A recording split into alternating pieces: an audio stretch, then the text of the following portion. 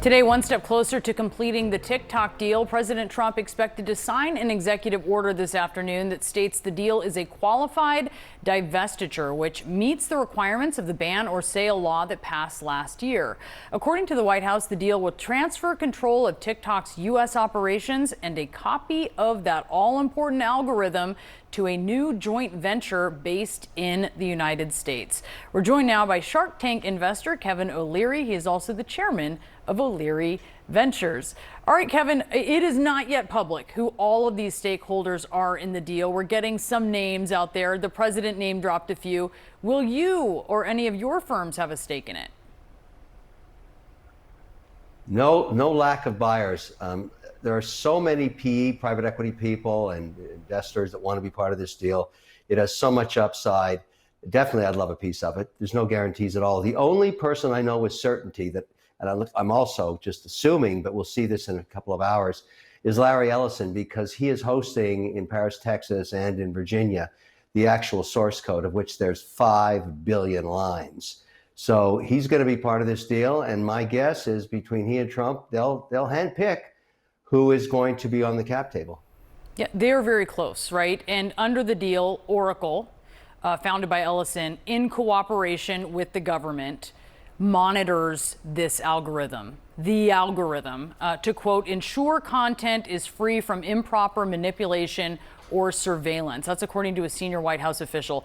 Doesn't that raise questions about allies of the president and his party and private industry and the government monitoring a social media tool that arguably could affect the outcome of an election?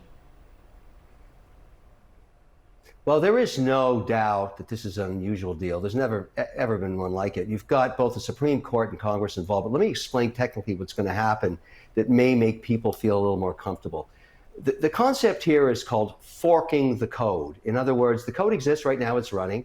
So what Ellison gets and what the buying consortium gets is basically a photocopy, a snapshot, a copy of it.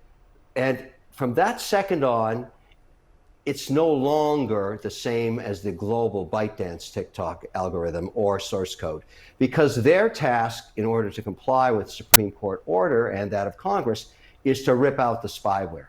And so think about the upside of doing that, because there's a big hammer on top of them. The buying consortium, if you're lucky enough to be on the cap table, you also risk of not complying with this law long after the Trump administration is gone. This thing lasts for years, and the fine is over $800 billion. So you're going to get it right. And what you're going to do is take all of this source code, 5 billion lines, rip out the spyware, and then monitor what are called data packets. In other words, what IP addresses is TikTok pinging off the servers in America? And you know the ones you don't want to give access to, those are the Chinese ones. But remember, TikTok's complicated. There's countries like Switzerland, when a hot watchmaker breaks in Switzerland, it goes on TikTok. I need to know that. That's Swiss, and we're friendly with the Swiss. We're friendly with the Indians. We're friendly with the British. So you've got to mesh that together in a very delicate ballet of where you let TikTok go to get its data from in the new algorithm, the American algorithm. But the upside of this deal is immense, because think about this. You've got 172 million Americans that are willing to basically put spyware on their phones. How many hundreds of millions won't?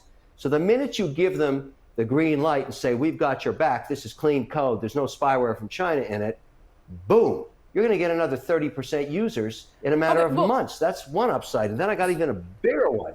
Well, hold on. Well, I got to ask, because you didn't answer my question. Well, hold on. Because I get what you're saying. I mean, there's the China piece of this, right, which has been the whole point of the ban and everything, and that's supposed to deal with that. But the algorithm will be overseen by Oracle, founded by a Trump ally, right? Another Trump ally has been running it for a decade. Why should Americans trust a company that is founded and run by people with a clear political bent to be politically neutral in how it is administering the algorithm of such an important social media tool? Well, I don't agree with that statement. I'll tell you who's going to control this algorithm and who is going to oversee this conversion to an American version. Congress and the Supreme Court. That code, that law, was written by the staffers of China hawks. Some of them are Democrats, some of them are Republicans, but they represent the people of the United States. And they will make sure, regardless of who's in the White House, long after Trump is gone, that this is so unusual that this platform, this media company that's ingrained in its own act of Congress and then 9-0 decision from the Supreme Court, they will abide by the law. The oversight will come from the people, for the people. That's what's going to happen. There's never been a deal like this.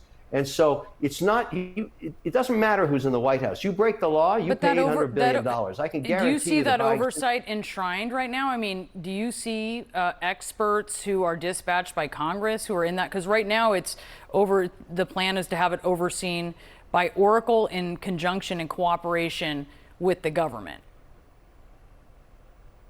Right. So what you're going to get is a DOD, maybe Justice, whoever decides is going to oversee this translation and this conversion period, because that's what it's going to take. There'll be an oversight committee, and that'll be the people of the United States overseeing this conversion. And that's you're Congress. Talking DOJ, you're talking DOJ or the Pentagon. I don't know whether Rubio will be involved or who's going to do it. They're not seen as independent arbiters by much of the country, as you're aware.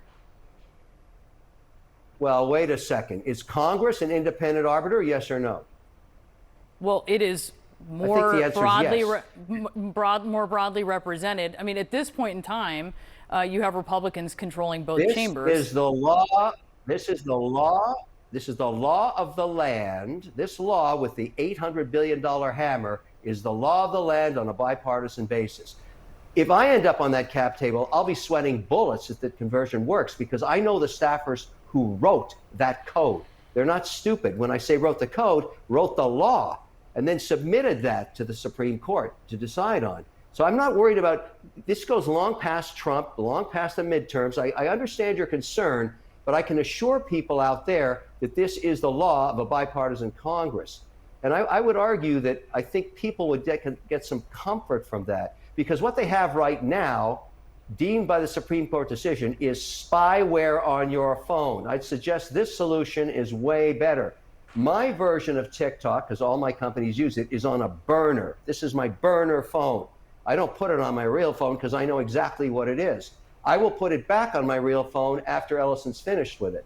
And I'll know that Congress is overseeing that. So I'm comfortable with that. But this network is important for small business.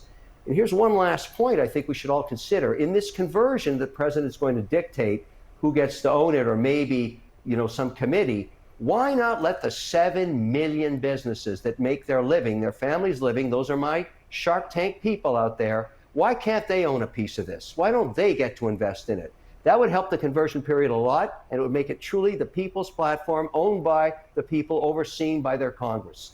That's how this deal should go down. All right, we'll see if someone is listening to that suggestion. Kevin O'Leary, thank you so much for being with us.